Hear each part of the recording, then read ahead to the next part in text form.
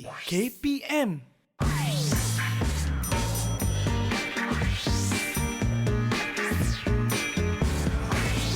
Didik TV KPM.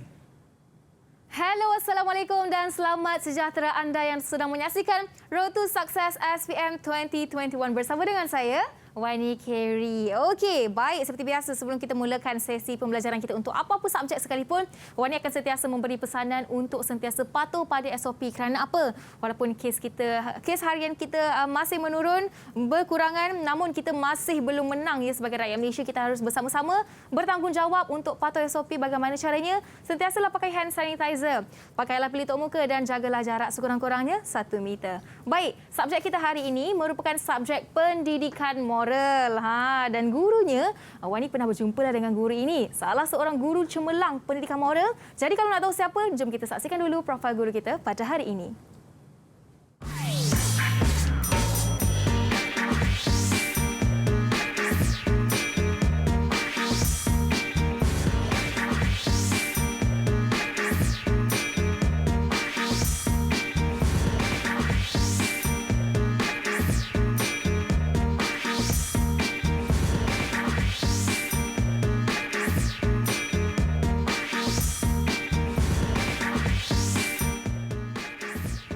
Ini dia, kita bawakan guru cemerlang pendidikan moral, Cikgu Kala Devi, anak perempuan Arumugam. Selamat sejahtera, Cikgu.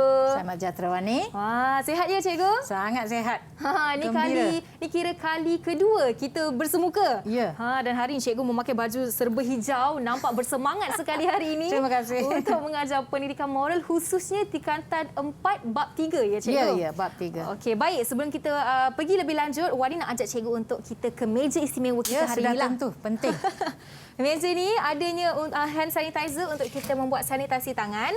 Okey, Cikgu pakai dulu. Wani pun pakai. Ya. Setelah Jaga itu, keselamatan.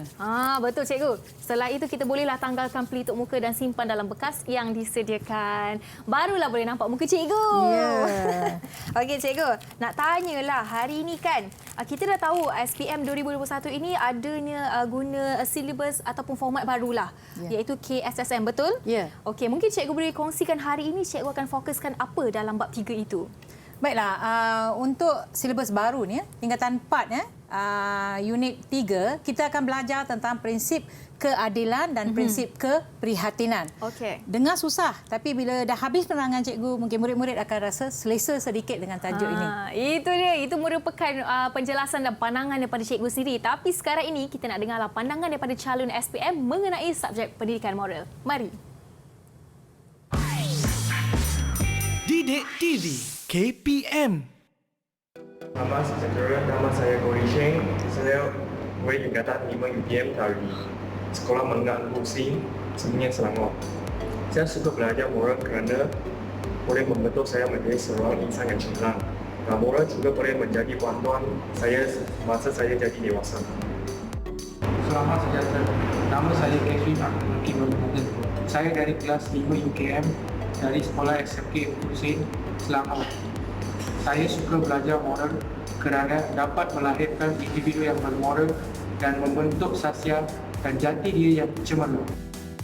Sejahtera, nama saya Wong Fei Tuan. Saya murid tingkatan 5 USM dari Sekolah Menengah Kebangsaan Negeri Husin, Seminyak, Selangor. Saya suka belajar moral kerana subjek ini mengajar saya untuk menjadi manusia yang berakhlak mulia. Didik TV KPM.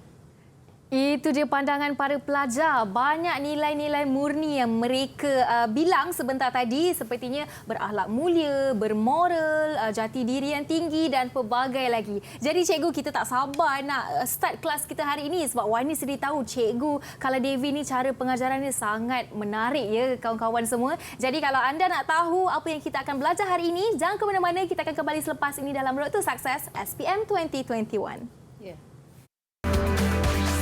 Didik TV KPM. Didik TV KPM. Bertemu kembali dalam Road to Success SPM 2021 bersama dengan saya Wani Carey serta guru kita hari ini Cikgu Kala Devi, anak perempuan Arumugam, dan kita akan jemputlah para pelajar dari Sekolah Menengah Kebangsaan Engku Husin Semenyih, Selangor untuk bersama dengan kita hari ini. Jom kita persilakan mereka semua. Mana mereka? Hello, apa khabar semua? Selamat sejahtera. Khabar baik, selamat sejahtera. Okey. Selamat sejahtera. Okey. Alright, ini dia anak murid cikgu ya semua ni. Kelas saya. Kelas cikgu. Okey, tapi sebelum tu tunggu dulu, kita nak baca kad jemputan pula. Ini bukan kad jemputan ya. Ini merupakan kad yang dikirim oleh para pelajar untuk guru-guru kita yang telah pun berjasa selama mengajar dan juga guru-guru yang sudah hadir ke Road to Success studio kita. Jom kita nak baca. Ini dia. Wani pilih ini kerana ada rama-rama, jadi dia agak menarik untuk kita baca. So kita tengoklah dalam dia ada apa. Ini dia. Guru pelita hidup. Guru, engkau bagaikan pelita di tengah kegelapan. Engkau bagaikan cahaya pagi. Engkau bagaikan memberikan penerangan dalam hidupku. #Terima kasih cikgu. Dari Nur Safia Ukasha binti Muhammad Iqbal, Pradidikku sayang, SKAB. Terima kasih adik. Okey, jom. Kita dah baca kad. Sekarang ini kalau anda sudah bersedia, Wani pun dah bersedia ni, jom kita mulakan sesi pembelajaran kita hari ini. Dipersilakan cikgu. Okey. Apa khabar semua murid-murid? Sihat ya? Kita mulakan pelajaran kita hari ini. Tapi sebelum kita masuk tajuk kita hari ini, cikgu dah sediakan satu video pendek untuk kamu lihat dan nilai ya. Wow. Sama-sama kita tonton. Jom.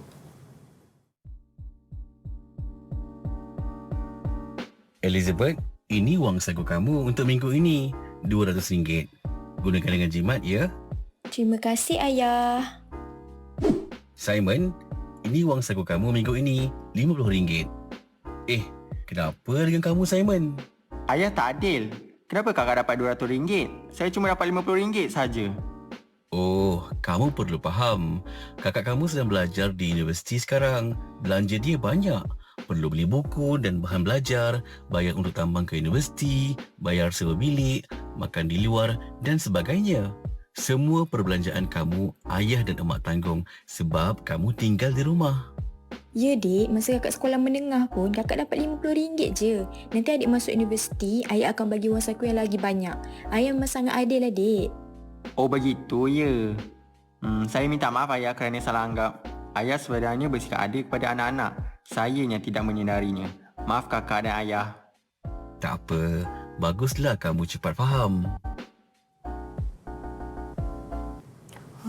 Itu dia video pendek yang disediakan oleh cikgu. Tapi cikgu, sebelum tu saya terlupa untuk memperkenalkan para pelajar kita hari ini. Kita ada Vishalia anak perempuan G. Virakanan. Kita ada Kogulan anak lelaki Pergas. Sasitaran anak lelaki Krishna Murti. Visha Kumar anak lelaki Ganesha Murti. Oh, adik-beradik ke? Tak. Nama lebih kurang. Dan kita ada Gan Sisheng dan juga Yap Richie. Selamat datang ke studio RTS. Jom cikgu, kita belajar. Baiklah. Okey, bila kita menonton video tadi ya, apa yang kamu rasa Yap Richie? Pernah tak mengalami keadaan ini? Yap Richie? Tidak. Tak pernah. Kamu anak sulung ke anak bongsu? Anak sulung. Oh, anak sulung. Sama. Mungkin adik lah nanti ya, bila mak bapak akan beri duit yang lebih ya. Jadi mungkin adik yang rasa tak gembira ya. Pernah tak Wani alami situasi ni di mana Wani rasa mak bagi duit lebih kepada kakak ke abang ke? Dululah cikgu, tapi sekarang kita dah bekerja sendiri, kita bagi duit dekat adik-adik pula. Bagus ya. Baik, dengan contoh yang kita lihat tadi ya, kita masuk ke tajuk yang kita akan belajar hari ini ya. Baiklah, pelajar, semua bersedia ya? Semua dah bersedia? Okey? Jangan tidur ya. Baik. Dah. Dalam tingkatan 4 ya, unit 3 ya, kita belajar unit 3 iaitu prinsip keadilan dan keprihatinan. Sebut betul-betul ya, keadilan dan keprihatinan dalam membuat keputusan. Maksudnya bila kita perlu membuat suatu keputusan, kita menggunakan dua prinsip. Sama ada adil atau tak adil. Contohnya bapak tadi, dia bila dia memberi wang itu, dia gunakan rasa-rasa Wani dia guna prinsip keadilan ke prinsip keprihatinan bapak tadi? Keadilan. Kenapa?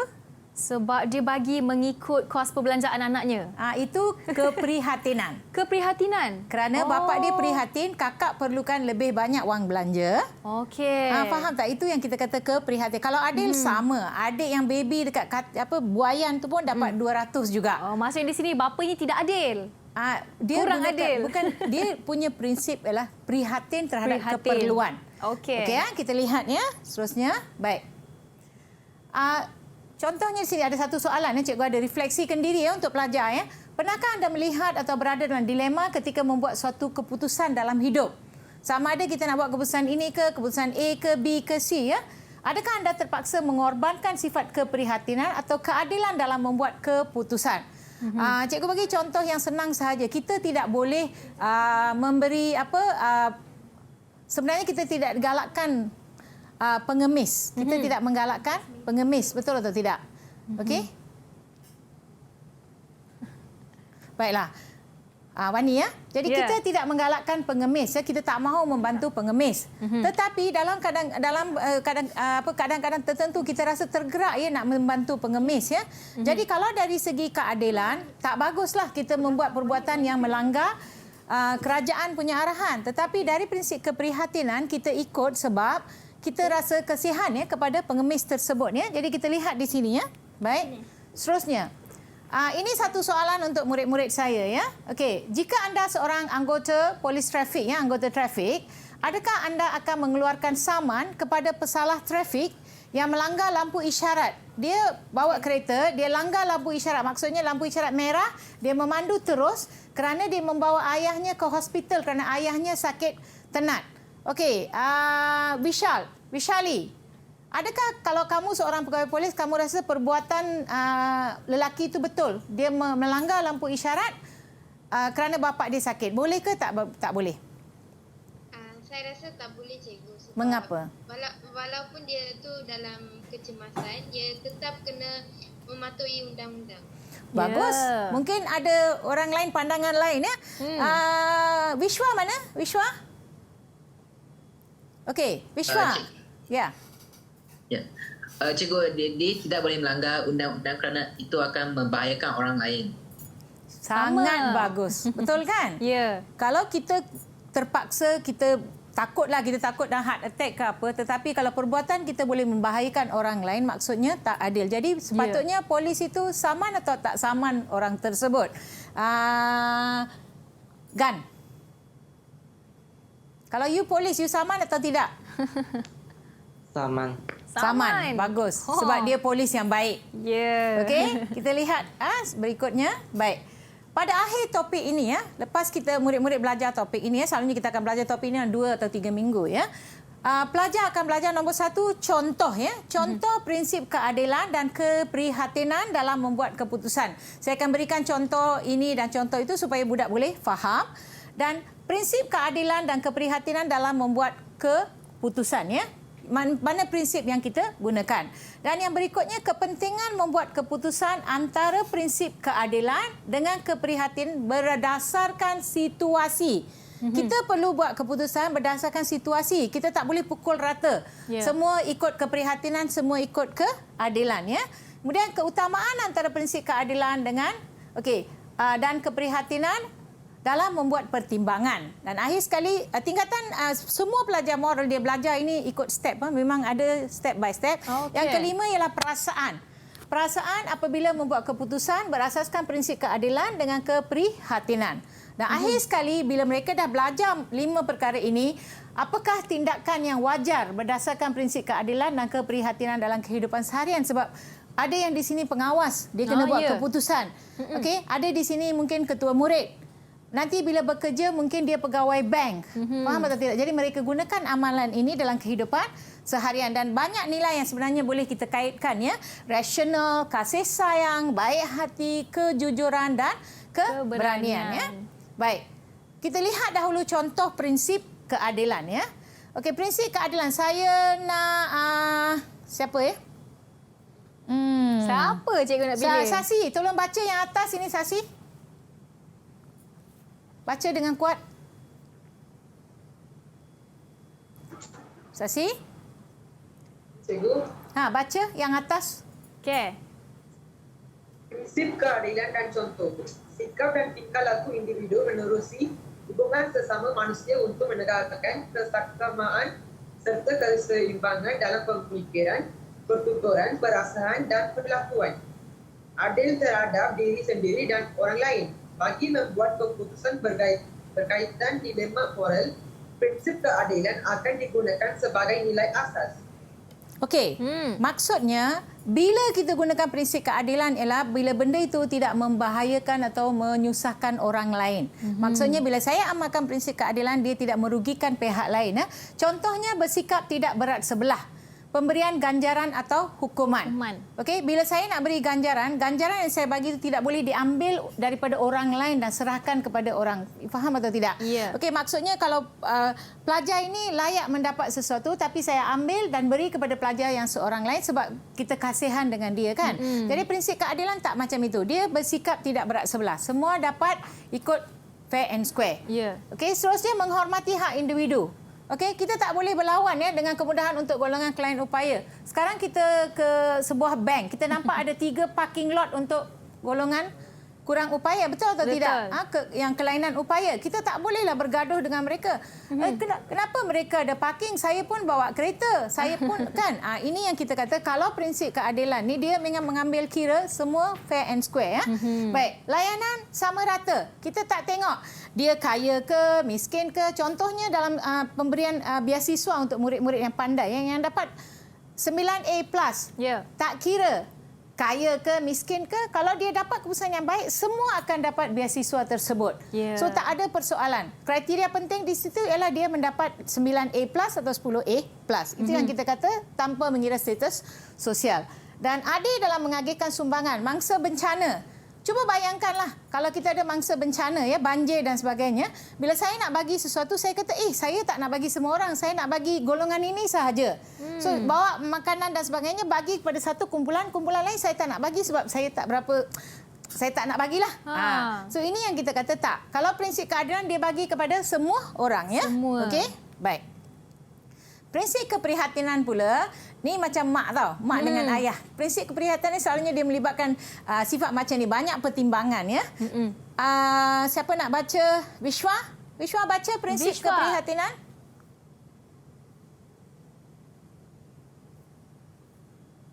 Mikrofon. Vishwa terlupa. I mute mikrofon.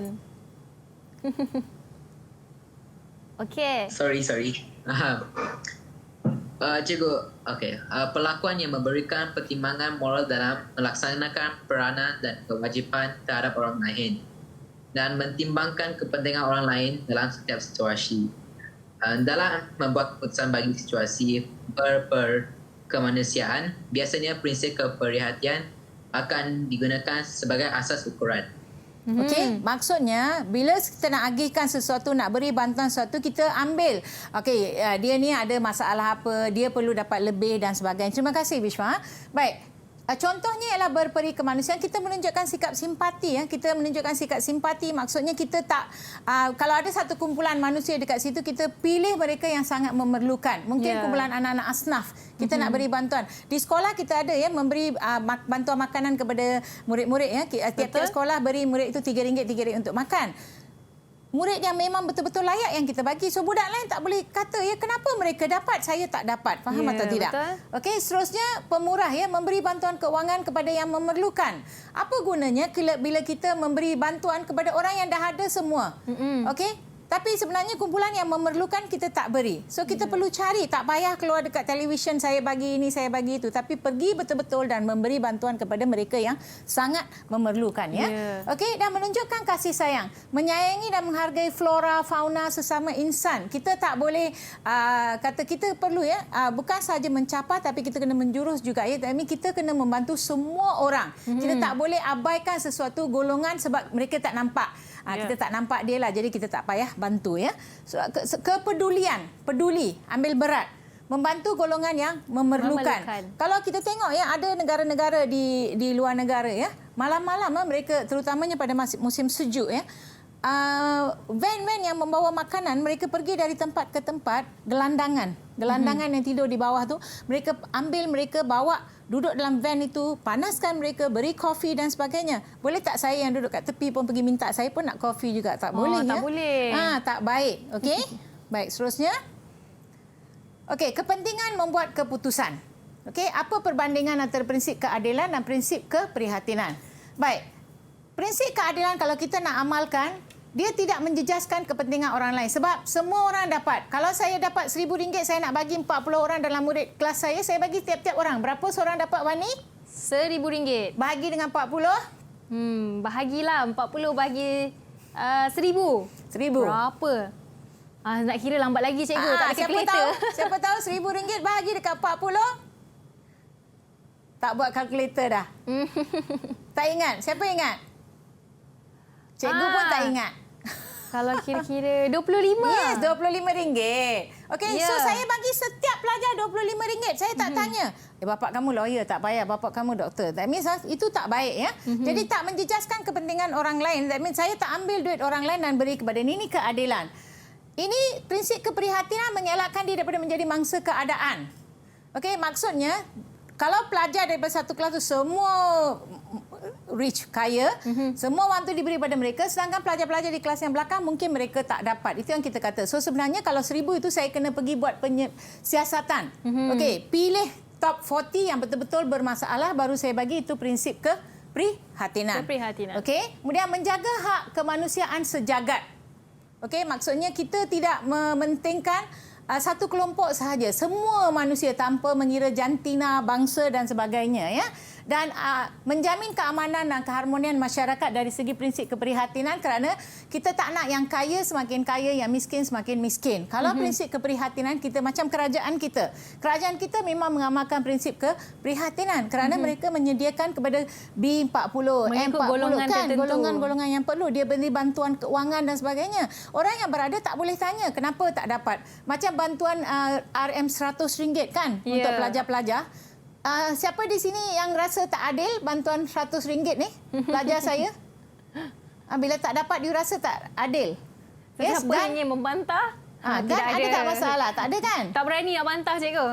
Sebab mereka tahu ya, pelajar yang perlukan sahaja, yang tak ada wang sahaja ya. Betul. Seterusnya mengelakkan perselisihan faham, sebab dalam prinsip keadilan tak ada orang tanya, semua dapat sama. Everybody get. So prinsip keadilan. Dan membela nasib golongan yang tertindas. Di sini semua lapisan masyarakat dapat keprihatinan sewajarnya. Tidak ada yang tertinggal. Ya. Okey.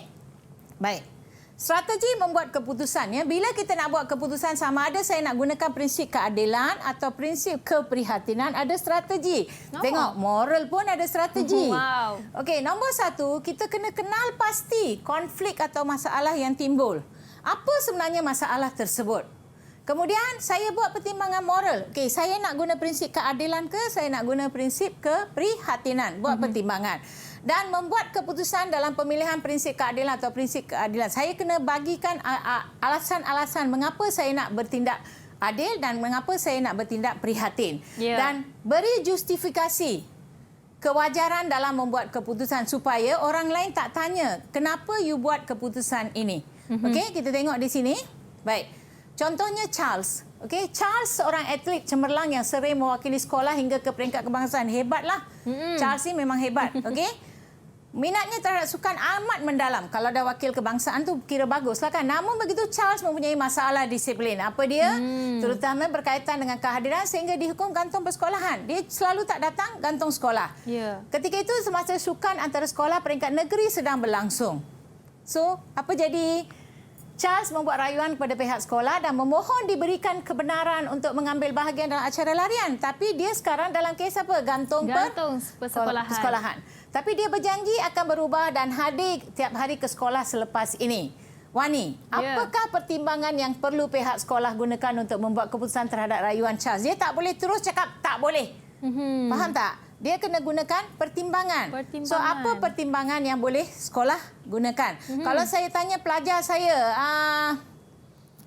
Kogulan. Kalau Kogulan, kamu rasa patut ke Charles diberi peluang untuk menyertai sekolah, mewakili sekolah? Kalau dia selalu ponteng. Tak boleh cikgu sebab ada masalah disiplin kan. Itu pandangan dia, betul kan? Okey, kita lihat macam mana saya pihak sekolah buat keputusan ya. Konflik yang ada di sini, kalau hari yang sukan tu dia pun memang tak datang kan sebab ada yang ponteng tu. Kes ponteng, okey. Tapi kita tengok macam mana pihak sekolah buat keputusan ya. Mula-mula, terima kasih ya.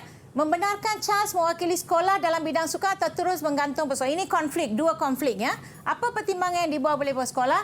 Kalau saya gunakan prinsip keadilan, Saya kata murid bermasalah tidak boleh mewakili sekolah dalam apa-apa aktiviti. Ada masalah tak boleh. Kalau prinsip keprihatinan, murid yang menunjukkan minat dan berbakat tidak patut dipinggirkan. Dua, konflik. Dilema pihak pentadbiran, murid tu bermasalah tapi berpotensi. Sekolah nak nama, tapi murid dia ada masalah. Jadi, bagaimana pemilihan prinsip keadilan? Kita kata setiap murid perlu mematuhi peraturan sekolah seperti yang disebut oleh rakan kita tadi, Kogulen. Okey, prinsip keprihatinan, kita beri kebenaran secara bersyarat. Lepas ini dia kena ikut peraturan.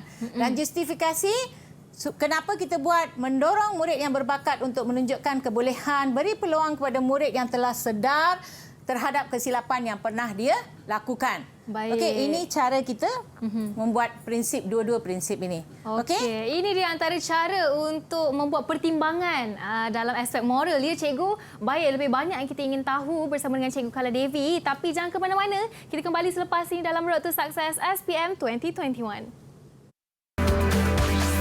Didik TV KPM. Didik TV KPM.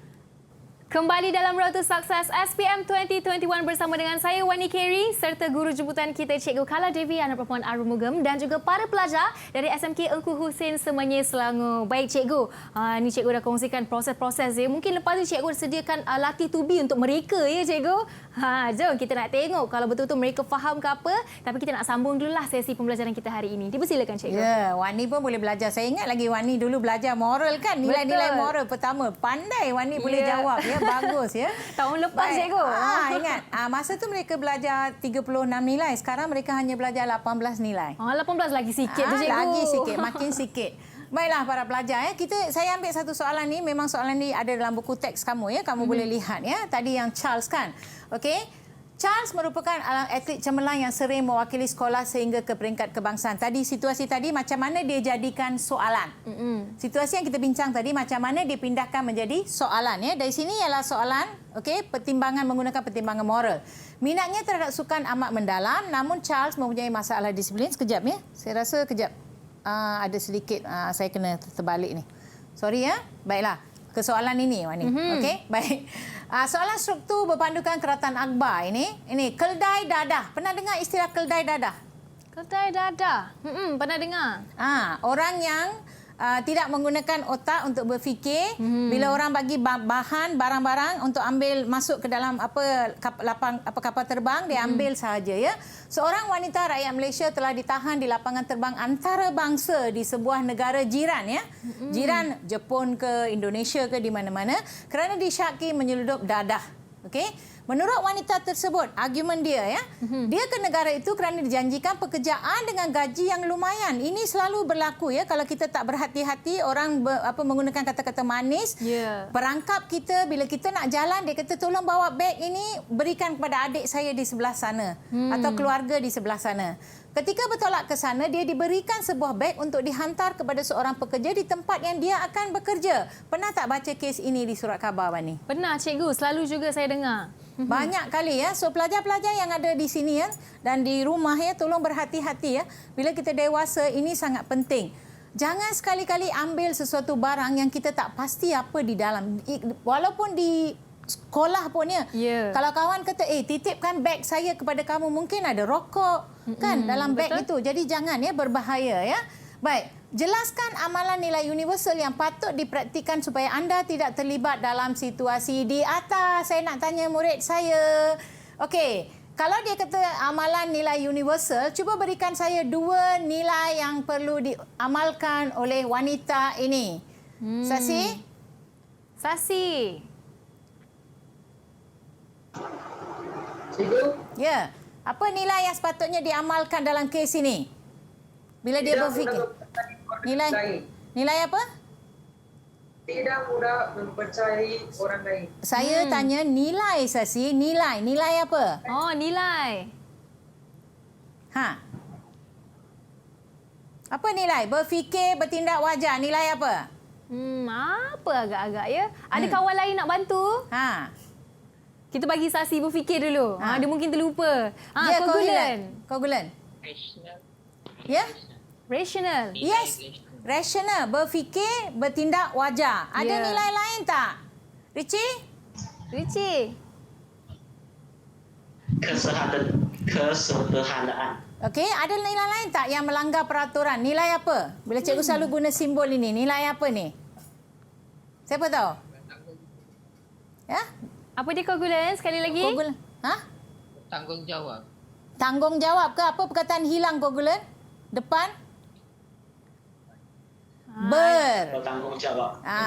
Selalu dalam kelas pun macam ini. Bertanggungjawab. Satu lagi, hormat kerana mereka perlu mematuhi peraturan. Betul tak? So kalau dalam soalan ini, kalau soalan ini 4 markah ya, ini mereka kena tulis nilai apa. So dia kena tulis saya perlu mengamalkan nilai apa. Okey. Dan ayat kedua mesti ada saya tidak harus buat ini kerana apa. Ya. Okey, so untuk 4 markah ya, kita tengok dulu jawapan kemudian kita datang balik kepada soalan yang kedua. Okey, tengok dekat sini ya. Kalau pelajar guna nilai bertanggungjawab, okey, maksudnya saya patut mengamalkan nilai bertanggungjawab, dapat berapa markah? 1 markah. Pandai. Setiap individu, that means di sini individu ini saya dan juga orang lain, okey, perlu berhati-hati. Berhati-hati dengan tindakan mengapa? Supaya tidak tertipu dan terlibat dalam jenayah penagihan dadah. Nampak atau tidak? Ya. So ini yang kita kata, ini 1 markah, ayat kedua 1 markah. Hampir sama dengan yang kita buat dalam silibus lama juga. So dapat 2 markah. Macam tadi dia kata nilai rasional. Betul? Nilai rasional kita perlu tengok berfikir. Okey, fikir dulu dan tidak menerima tawaran yang lumayan seperti itu yang dia kata boleh pergi luar dapat gaji tinggi kan. Supaya tidak mudah tertipu. So 4 markah. Saya bagi nilai tambahan. Saya tulis dekat sini plus kan. Nilai tambahan tadi kawan sebut. Kesederhanaan. Kita tidak keterlaluan dalam bertindak sehingga tamak. Betul atau tidak orang ini tamak? Betul. Okey, sebab dia tak fikir. Bila orang kata, semua kita dapat. Supaya kepentingan diri dan keluarga dapat dijaga. So, pelajar perlu menjawab 1 nilai huraian. 1 nilai huraian untuk dapat 4 markah. Ya. So, kita lihat sekarang soalan yang sebelum ini. Huraikan 3 kesan. Okey, 3 kesan sekiranya wanita terbabit dibebaskan atas prinsip keprihatinan. Tadi 2 prinsip. Betul. Prinsip keadilan, prinsip keprihatinan. Kalau prinsip keadilan, dia memang akan dikenakan hukuman. Betul. Tak kira apa alasan dia. Dia kena tipu ke, orang ajak dia ke, bawa beg tu. Kalau prinsip keadilan, terus saja hukuman. Dan apa Wani rasa hukuman kalau kita mengedar dadah di negara kita? Oh, kalau mengedar dadah selalu kena hukuman gantung mati, cikgu. Yes, gantung mandatory, gantung sampai mati. Ya. Tapi dalam kes ini, katakanlah hakim. Saya hakim, saya kata okeylah, tak apalah kita bebaskan dia atas prinsip keprihatinan kerana kasihan dia kena tipu. Apa kesan dia? Kita tengok jawapan ya. Kita tengok jawapan di sini. Nombor 1. Orang yang mengikuti jenayah kes ini dia kata, wow, senangnya bagi alasan terlepas. Jadi jenayah ini akan semakin berleluasa. Betul atau tidak? Semakin berleluasa menyebabkan imej negara terjejas. So, yang ini, jawapan ini 1 markah. Okey, imej negara terjejas 1 markah. So, jawapan 1 itu 2. Okey, Yap Richie, baca jawapan yang kedua. Yap Richie. Okey, Richie baca nombor 2. Nampak tak, Yap? Tak nampak? Oh, mereka tak nampak, cikgu. Okey, ni. Nampak Semakin ramai wanita yang akan menjadi bangsa individu yang tidak bertanggung jawab. Okey, baik. Lebih ramai wanita akan terlibat. Dia akan kata, tak apalah kalau saya cakap saya tak salah, saya akan dilepaskan. Jadi lebih ramai akan terlibat. Dan ini boleh menjejaskan rakyat Malaysia ya kerana mereka terlibat dalam pengedaran dadah. Dan ketenteraman awam terjejas. Okey, ketenteraman awam terjejas kerana masyarakat bimbang dengan keselamatan mereka. Dadah masuk senang-senang. Dadah boleh masuk ke sekolah. Pelajar boleh beli dengan murah. Ya. Sebab itulah dia punya jawapan untuk soalan tadi. Itu soalan struktur. Ya. Ingat ni pelajar, soalan struktur tak semestinya markahnya macam tadi saya bagi. Tengok sini ya. A 4 markah, B 6 markah. Pecahannya kadang-kadang boleh menjadi 2, 4, 4, 3, 3, 4. So pecahannya banyak ya. Jadi kamu jangan fikir kalau soalan tu 2 saja soalan. Struktur ni dia berbeza. Dan untuk pengetahuan murid-murid, sebelum ni ada cikgu yang menerangkan kepada kamu untuk peperiksaan SPM kamu tahun 2022. Okey, dan juga pelajar-pelajar 2021 ni SPM, mereka akan mengambil peperiksaan moral 5 soalan struktur. Okey. Mereka perlu menjawab 5 soalan struktur, 50 markah. Kemudian itu bahagian A. Bahagian B, mereka akan diberi 2 soalan esei, dia pilih 1 sahaja. Best kan? Ada 2, pilih 1, 10 markah. Tetapi bahagian C, soalan esei itu dia letak 2 soalan, tapi 2 soalan atau 2 bahagian. 2 esei, 2 esei, 4 esei. Kena jawab. 4 esei. Jumlah esei yang pelajar kena jawab ialah 5. 5 esei, 5 struktur. Jadi 100 markah. Jadi pelajar kena bersedia. Saya pun tak pasti. Pelajar, kamu suka jawab esei ke jawab struktur? Vishali? Vishali, setakat ni kita buat latihan suka esei ke struktur? Vishali. Struktur, cikgu. Kenapa rasa? Struktur saya rasa skor dia mungkin bolehlah skor sebab banding dengan yang esei tu.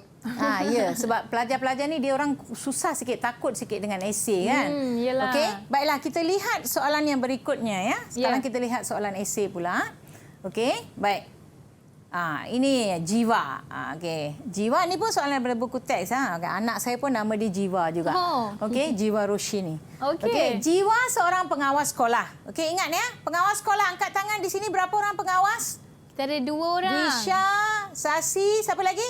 Yang lain tu bakal pengawas. Wow, bakal. Kita nak lantik mereka nanti jadi pengawas. Sebab mereka budak yang baik. Okey, Jiwa seorang pengawas sekolah dan anggota pengakap yang patuh kepada peraturan. Betul tak? Dia anggota pengakap, selalunya dia memang ada peraturan-peraturan tertentu. Dia terpilih untuk menghadiri Jambori Pengakap. Jambori Pengakap ini satu perjumpaan ya, ramai-ramai pada peringkat antarabangsa. Okey, ingat ya, antarabangsa maksudnya melibatkan murid-murid dari luar negara. So Jiwa adalah wakil Malaysia. Bukan wakil Sekolah Menengah Engku Hussein, bukan wakil Hulu Langat, tetapi wakil Malaysia. Okey, ketika mengikuti jambori tersebut, tiba-tiba Jiwa telah keluar dari tapak perkemahan. Kan mereka buat perkemahan, keluar tanpa kebenaran pihak penganjur. Dia keluar saja macam tu. Dia tak minta izin, tak buat apa. Apabila diketahui oleh pihak penganjur, Jiwa tidak dibenarkan meneruskan aktiviti dalam perkemahan tersebut. Kalau kemah tu seminggu, hari ketiga dia keluar, mereka terus kata, okey, batal, balik ke rumah. Baik. Pelajar ya, tolong beri perhatian. Wajarkah tindakan pihak penganjur tersebut? Wajar atau tidak wajar, Jiwa diminta keluar daripada jambori pengakap tersebut. Okey, Wishwa. Bishwa? Cikgu, wajar cikgu. Wajar. Mengapa? Kerana kalau tidak dia mungkin kecederai diri, nanti guru yang akan kena marah oleh ibu bapa Jiwa. Okey, itu impak ke atas perbuatan dia. Okey, Go, mana Go?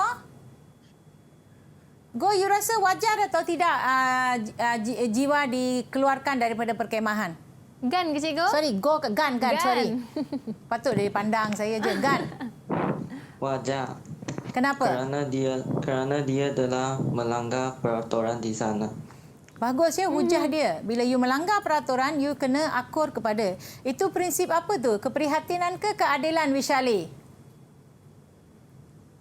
Keadilan, cikgu. Prinsip keadilan. Salah, kita buang. Tapi kita ada beberapa option. Kita lihat optionnya. Okey. Banyak pelajar saya kata wajar. 2 orang tadi kata wajar. Tapi untuk jawapan ini, bagusnya pelajar boleh memberi 2 jawapan, tapi dia kena pilih 1 saja. Dia tak boleh cakap wajar kerana ini, tidak wajar kerana ini, tak boleh. Dia perlu buat satu pendirian. Dia tak boleh. Dan soalan ini tadi kita rujuk balik, ada tak dia minta nilai? Ada tak? Yang Tidak soalan ada. tadi semua ada soalan nilai kan? Ini dia tak minta nilai. Jadi perlukah murid menggunakan nilai? Keadilan lah, rasional ke? Perlu ke? Perlu. Tak perlu Tak kan? perlu. Okey, tak perlu. Jadi kita lihat jawapan yang ada di sini. Baik, untuk mereka yang mengatakan kita pergi wajar dulu ya. Murid yang kata wajar, argument. Anggota pengakap perlu sentiasa mematuhi peraturan yang ditetapkan. Sebenarnya bukan anggota pengakap sahaja, semua orang perlu mematuhi peraturan setiap masa. Yang kedua, jika murid itu dibebaskan, maksudnya jika jiwa dibebaskan, anggota pengakap lain juga akan melanggar peraturan. Betul atau tidak? Betul. Dia lepas, kenapa saya tak boleh? Kalau ditangkap, dia akan kata apa? Cikgu, itu hari itu jiwa keluar tak ada apa pun, kenapa sekarang? Ini cara kita lah, kita tengok saja kan. Okey, dan ini sebenarnya mereka nak memastikan aktiviti yang ditetapkan berjalan lancar. Oleh kerana jiwa seorang keluar, semua AJK kena pergi cari dia, penganjur cari dia, mungkin ada aktiviti yang terganggu. Betul atau tidak? Okey, kemudian satu bentuk hukuman kepada jiwa dan teladan kepada orang lain. Kalau jiwa dihukum pada hari ini, satu, dia akan mengambil itu sebagai iktibar. Okey, jiwa tak akan ulang lagi. Dan menjadi teladan kepada orang lain. Orang lain tahu, oh tak boleh buat. Kalau buat akan jadi seperti jiwa. Okey? Dan orang yang bersalah patut diberi hukuman kerana menjejaskan nama baik persatuan. Sekolah dia. Betul. Nama sekolah terjejas, nama negara Malaysia. Wakil dari Malaysia terjejas. So ini adalah argument yang kamu boleh beri untuk soalan kamu. Dan setiap poin ini kamu boleh huraikan supaya menjadi 10 markah. Ada pula pihak kata tak wajar. Selalunya yang kata tak wajar tu siapa? Mak bapak jiwa lah. Mak bapak kan selalu sokong anak-anak. Okay? Dia kata pihak penganjur patut menyiasat perkara sebenar. Mengapa jiwa keluar? Apa sebab jiwa keluar? Jiwa kena rasuk ke masa tu? Kan dia camp dekat hutan kan? Boleh jadi cikgu. Dia kena siasat. Mana tahu mungkin dia hilang, dia tak sedar. Betul. Budak yang pergi PLKN selalu kan ada kes-kes kan tak tahu hilang diri. Mungkin siasat, tanya. Panggil doktor, psikologis, tanya. Okey, pastikan dia sendiri. Saya tak pernah keluar pun. Kenapa saya berada di sini? Itu yang dia kata. Siasat dahulu sebelum menjatuhkan hukuman kepada jiwa. Yang kedua, penganjur patut mengambil kira sumbangan jiwa sebelum menjatuhkan hukuman. Mungkin 3 hari, 4 hari dia ada di situ, dia memang bagus, tak ada isu. Dia memang bagus, dia mengikuti semua aktiviti, tak ada problem. Dia menjalani aktiviti itu dengan baik. So mungkin itu boleh dipertimbangkan. Dan penganjur sepatutnya memberi peluang kepada jiwa untuk memperbaiki dirinya. Kita selalu kata beri peluang. Peluang kedua. So bila kita beri peluang kepada dia, mungkin lepas ini dia akan menjadi lebih baik. Boleh memperbaiki dirinya. Dan penganjur patut memikirkan tindakan ini boleh menjejaskan imej jiwa. Tadi kita dah kata jiwa ini seorang apa? Sebelum ni, dia seorang pengawas sekolah, nama baik. Dan dia juga anggota pengakap yang mewakili sekolah dan juga negara. So kalau keluar dekat surat khabar, student from Malaysia, expel, kan tak baik. Jadi mereka menjejaskan imej dia dan persatuan kerana kesalahan jiwa bukanlah kesalahan jenayah. Maksudnya dia bukan keluar pergi bunuh orang ke buat sesuatu yang tak baik. So rumusan yang saya bagi di sini ialah, murid kalau situasi itu boleh diberi pertimbangan, okey? Kalau kita di sini ialah prinsip keadilan. Nampak? Pelajar nampak? Ini prinsip keadilan. Tak boleh guna apa-apa. Ini prinsip apa? Keprihatinan. Very good. Keprihatinan. So kamu guna mana yang lebih sesuai. Kalau prinsip keprihatinan, kita berikan argument. Dan jika pilihan jawapan anda tidak wajar, okey? Bermakna anda memilih membuat keputusan mengutamakan prinsip keprihatinan. Betul tak? Betul. Dan jika pilihan jawapan wajar, anda memilih prinsip keadilan. Okey? Baiklah. Bahagian persembahan, cikgu dah sampai ke sini. Kesimpulan, setiap keputusan yang anda ambil perlulah diperhalusi dengan pemikiran yang rasional. Dilema moral memerlukan pertimbangan wajar berdasarkan prinsip keadilan dan prinsip keprihatinan. Faham? Okey, cikgu serahkan balik kepada Baik, terima kasih banyak Cikgu Kala Devi. Okey, kita nak tanyalah anak murid cikgu hari ini. Semua macam mana? Faham tak apa yang diajarkan oleh Cikgu Kala Devi? Kalau faham, tunjuk macam ni. Time's up. Itu dia. Nampak tak betapa bagusnya pengajaran cikgu hari ini untuk tingkatan 4 bab 3 khususnya. Dan Wani nak ucapkan terima kasih kepada cikgu sudi bersama dengan kami selama 1 jam ini. Dan terima kasih kepada semua pelajar. Jom kita nak mengucapkan terima kasih kepada Vishali, Kogulen, Sasitaren, Vishwa, Gansi Sheng dan juga Yap Rici kerana sangat bersemangat hari ini dan semua sangat committed untuk menjawab soalan cikgu. Okey. Alright, jadi kita akan berjumpa pada episod akan datang. Tapi sebelum itu kita akan saksikan dulu video. Terima kasih cikgu yang disediakan khas untuk anda semua. Dari saya Wani Keri dan juga tim Road to Success SPM 2021. Jumpa lagi. Bye-bye. Didik TV KPM.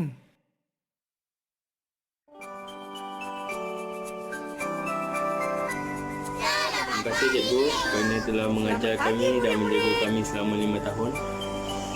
All the best for your future, teacher. Thank you, teacher. Tulus setiamu cikgu telah mengajar kami, membekalkan ilmu untuk masa depan. Dari ABCD 1, 2 dan 3 hingga aku tahu baca dan kira. Tak terhingga pengorbananmu, hingga aku besar kan ku ingat selalu. Terima kasih padamu cikgu, jasamu akan ku kenang selalu. Tak pernah lelah tunjuk agama. Selamat sejahtera semua. Saya Puan Saraswati, ibu kepada Vishali, ingin mengucapkan selamat maju jaya kepada semua murid yang akan mengambil SPM tahun 2021 ini. Harap semua murid pelajar bersungguh-sungguh untuk menghadapi peperiksaan SPM ini. Semoga berjaya.